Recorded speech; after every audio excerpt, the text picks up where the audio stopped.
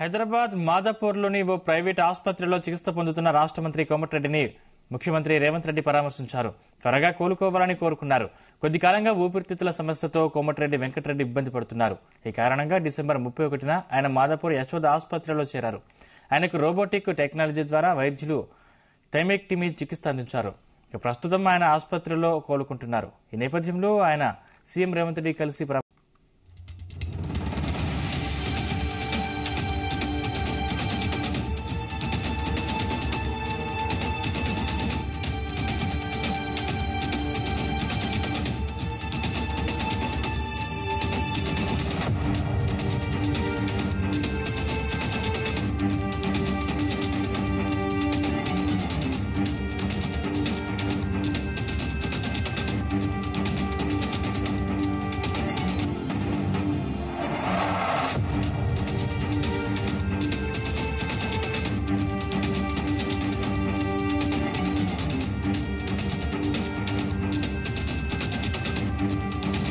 Hyderabad మాదాపూర్లోని private ఆసుపత్రిలో చికిత్స పొందుతున్న రాష్ట్ర మంత్రి కోమటిరెడ్డి వెంకటరెడ్డిని ముఖ్యమంత్రి రేవంత్ రెడ్డి పరామర్శించారు.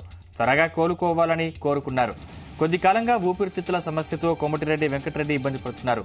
ఈ కారణంగా డిసెంబర్ 31న ఆయన మాదాపూర్ యశోద ఆసుపత్రిలో చేరారు.